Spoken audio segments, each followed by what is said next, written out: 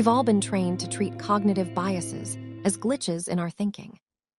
Every wellness account and productivity guru out there is shouting the same thing. Think rationally, sharpen your critical mind. Believing in omens, curses, or rituals feels, at best, a little silly. But what if the human brain's ability to believe in things that make zero logical sense is actually one of the reasons our species survived at all? What if magical thinking isn't a bug, but a built-in airbag, the strongest shield the mind has for when reality gets too unbearable to face head-on? And that, it turns out, is what practical magic is really about, not just witches, potions, and curses. It's a story about how our psychological defenses first help us survive pain, then quietly start making our decisions for us. Let's dig in. To understand how this defense mechanism works, we need to take a quick detour into our own minds. We like to picture the brain as a flawless computer, built to chase objectivity and make perfectly rational calls. But evolution never actually set out to build that. The human brain wasn't designed to understand reality with perfect accuracy. It was designed to help us survive reality, fast and on the cheap. Here's the thing. Thinking is brutally expensive for the body.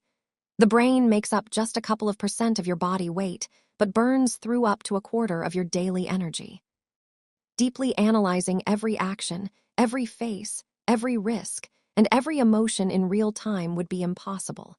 So the mind is built smarter than that. Instead of processing all incoming information with the same level of depth, the brain runs on two different modes, known by the shorthand System 1 and System 2. System 1 is your inner autopilot. It runs automatically, almost instantly, with virtually no conscious effort. It's the reason you yank your hand off a hot kettle before you've had time to recall the laws of thermodynamics. It reads your boss's annoyed expression in a split second, drives you home on a route you know by heart, and answers, "Fine, thanks," the moment someone asks how you're doing. System 2 is the stuffy inner analyst. It only clocks in when the usual shortcuts stop working. It's the reason you start sweating when you have to multiply two numbers without a calculator, file your taxes, or agonize for 20 minutes over two nearly identical couches at the furniture store. System 2 is smart, but running it is exhausting. Which is why, 95% of the time, the brain just cruises on System 1. Leaning on heuristics, mental shortcuts, and life hacks that let it cut corners and spit out a good enough answer without any real analysis. They say live and learn. The brain's actual motto is closer to live and cut corners, but that speed comes at a price. In its rush to save energy, the brain inevitably starts messing up. It sees hidden signs where there are none, overestimates risks, and clings to the first explanation that comes along simply because it feels like understanding. We call these systemic glitches cognitive biases, but here's the interesting part. A lot of these bugs are actually features. Sometimes the mind cares less about understanding reality than about simply getting through it. When the world turns into a satellite office of hell, too chaotic, too painful, too much to process, System 2 panics and waves the white flag. System 1 takes the wheel with its fast templates. And that's how magical thinking gets made. It isn't a sign of stupidity, a logic failure, or whatever unflattering label comes to mind first. Magical thinking is an ancient, built-in painkiller. It's the mind's desperate attempt to answer one single question. What can I do right now to stop being afraid right now? Now we're finally back to practical magic. At the center of the story is a chilling family curse. Any man who has the nerve to truly fall in love with a woman from the Owens family is doomed to die young. Let's agree on something up front. For this analysis, it doesn't actually matter whether the curse is real within the world of the film. What matters is that the women act as if it's absolutely real. Their System 1 settled on it as a basic fact of the universe a long time ago. And how the Owens sisters handle that fear makes for a fantastic case study in how cognitive biases try to keep our minds from falling apart.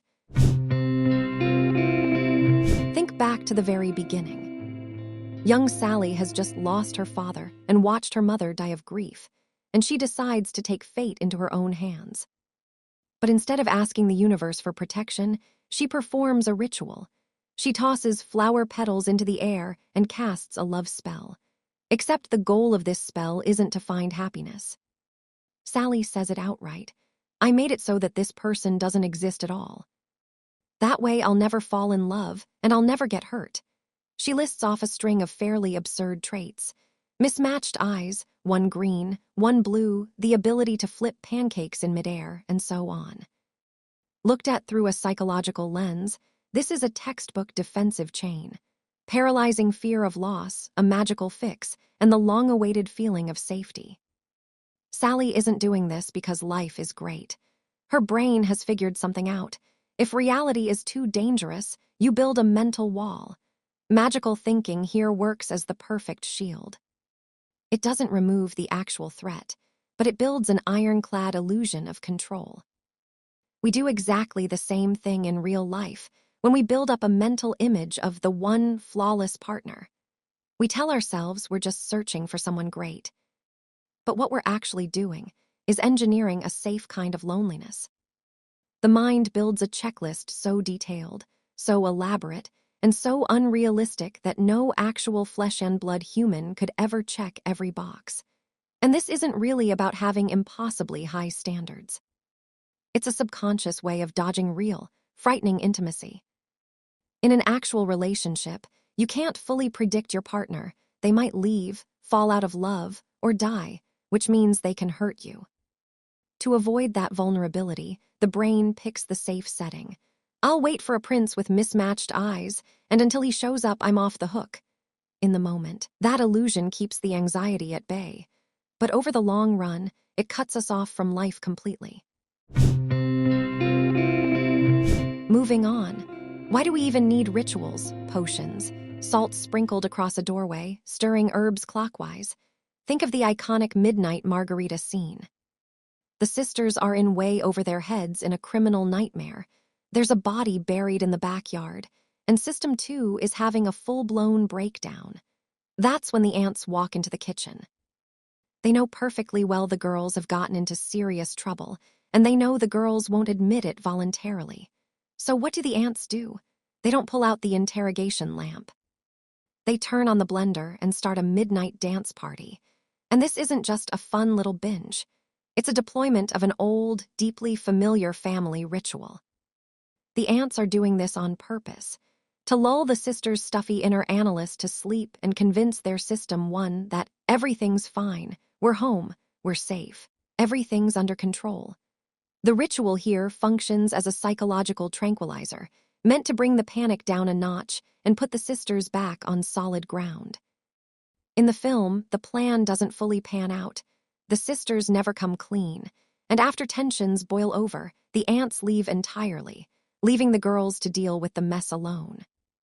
But the mechanism itself, rituals as a tool for emotional regulation, is captured beautifully. From a strictly logical standpoint, every ritual is absurd. None of them change the physics of the world or make the problem disappear. What they do change is your brain chemistry, right there in the moment. When reality knocks the wind out of you, rituals work like a mental anchor, something solid to grab onto. Sprinkling a line of salt across the doorway or stirring a potion is a way of telling your panicking System 1, look, we just did something clear and concrete. We took back control of this one small corner of the world. And this particular bias is genuinely useful, as long as it lowers your stress hormones and lets you breathe again. That's exactly why athletes won't change their lucky socks before a final, students knock on wood before an exam, and so many of us toss a coin into a fountain before a big trip. The brain is simply switching off the panic, so the autopilot can do its job in peace. Or take what happens when someone hits a sudden crisis, a loved one's serious illness, a job loss, total uncertainty about the future. Their rational system, too, simply taps out. And that's when people who never believed in any of this start frantically booking psychics, hunting for signs from the universe, lighting candles, or checking their horoscope. The brain isn't doing this out of stupidity. It's just dialing down the panic through ritual so it can get back at least a temporary ability to breathe and function. The bias is a genuinely useful painkiller, right up until the ritual starts standing in for real action. But every painkiller comes with a dosage limit. At some point, the very magic meant to protect the Owens sisters from anxiety turns into their biggest prison. This brings us to the film's sharpest psychological insight, the mechanism by which our beliefs start rewriting reality. Here's how it works. Magical thinking is sneaky. Once you genuinely believe in a curse, your system one starts actively hunting for proof, and, when it can't find any, manufacturing it. Psychologists call this the Rosenthal effect, better known as a self-fulfilling prophecy. With Jillian, it's not even that she's consciously seeking out danger. It's that growing up under the label cursed witch wipes out your sense of what's normal. If you're told from childhood that love in your family is a destructive, almost supernatural force that always ends in tragedy, then calm, safe relationships get flagged by your system one as wrong, or just bland. So when Jimmy Angelov, a toxic abuser with every red flag in the book, shows up, Jillian's brain doesn't sound the alarm. Instead, System 1 recognizes a familiar pattern. Oh, this is it. Loud, painful, intense, destructive, exactly like the aunts always said. She signs up for the nightmare precisely because the nightmare makes sense to her and fits the mythology she grew up with. Sally, meanwhile, is trying to build her life as the photo-negative of Jillian's. She runs from magic and tries to be as ordinary and grounded as possible. She and her husband make plans, dream of opening their own little shop, but the curse catches up with her anyway, and he dies. This is where Sally retreats into her deepest psychological bunker. Only after the tragedy does she finally open her shop, and it doesn't read as a business venture so much as an attempt to build a perfect, sterile refuge.